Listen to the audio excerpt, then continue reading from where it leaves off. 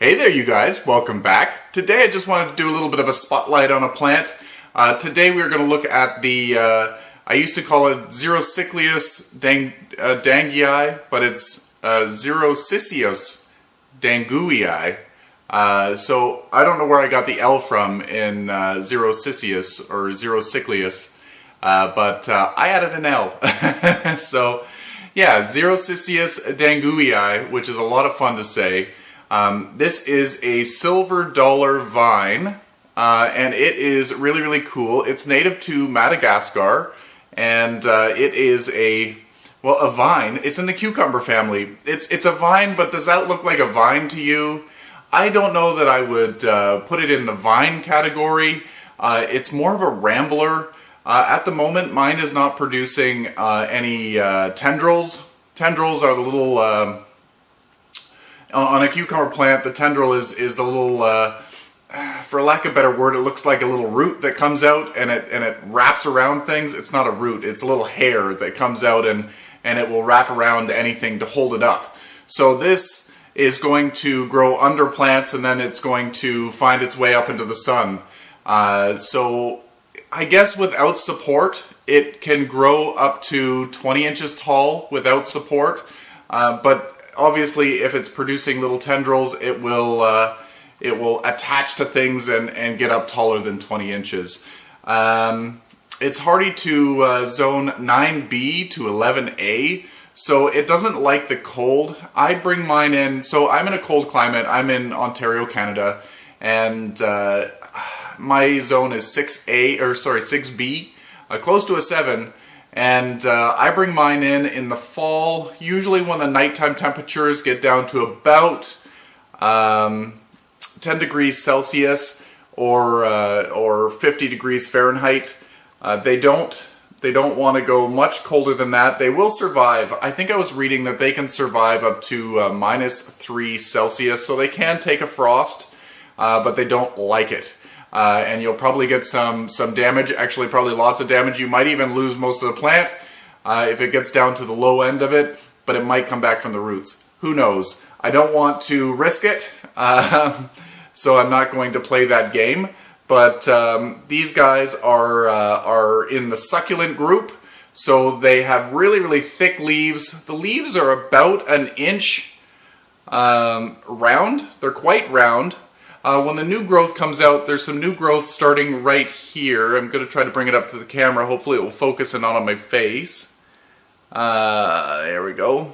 It starts off small and then it expands out and it has that coppery appearance. So it kind of looks like a string of pennies rather than a silver dollar. I've got another...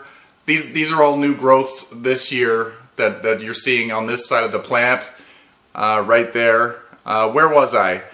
It's a succulent plant, so in the summertime you want to be mindful of the watering. You want to give it a free draining mix, so you want to add, if you're using a standard potting mix, you want to add lots of perlite or lots of pumice or something to let the water drain away fairly quickly. During the summertime you can water it regularly. I water mine whenever I water my other plants that are outside. It is outside and it is in full sun. And again, I'm in Canada, so my sun might not be as hot as your direct sun, so maybe a part shade location might be beneficial, but because of the color of the leaves and the succulent nature of it, it can tolerate full sun usually. Okay, so where was I? Watering. So in the summertime I water regularly. The soil, it dries out. It's in a very small pot. So it dries out fairly quickly, so I can water it once a week. Sometimes I water it more often. Most times I just go around when I'm misting aerial roots and things. I'll mist the plant and it doesn't actually get water, but this year it's been raining a lot. So this soil is actually quite moist, but again, it's in a small pot, so it dries out fairly quickly if it's a hot day. In the wintertime, you want to make sure that it dries out completely between waterings, and actually it's good practice to watch the leaves, see how they're quite plump. I don't know whether it's going to show up here. I'm trying to hide my face.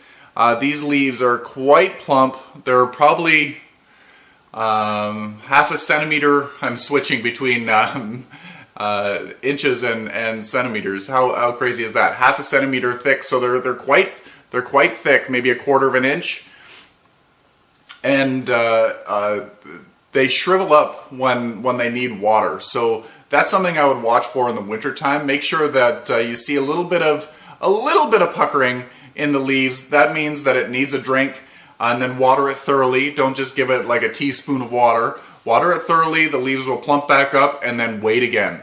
Wait until the leaves start to shrivel. So yeah, it's a really interesting plant. I was under the impression that it would grow faster than what it does. I think I've had this plant for maybe 4 years now. Again, I'm in a cold climate. It will be different for you if you're in a warmer climate, because you might get 2 or even 3 growths of flushes a year. I get 1 flush of growth per year, and it happens in the summertime when it's nice and warm. I think it started happening late spring, early summer is when these started to come out, and they're just hardening off now. Again, they went from that coppery color, now they're a green color. Actually, the greening up only happened in the last week or two. The last time I looked at it, they were more of the coppery color. So when they do produce their growth, kind of like a ZZ plant or a snake plant, it is very quick. But then my particular plant does not do anything for the rest of the year. So it's kind of boring, but it's a beautiful plant. So I wish that I got 2 growths a year, but it is what it is. So over the winter it rests. Propagation for these guys can be done with I'm going to say not leaf cuttings, but stem cuttings. You can grow them from individual leaves. So you'll want to just on fairly new, kind of hardened off growth is best. You could do them individual leaves, taking a little stem segment. I'm not showing this very well, but you could take a little stem segment of your plant and then root them. Each individual, you only need 1 leaf with a stem segment, kind of like you would with a Hoya.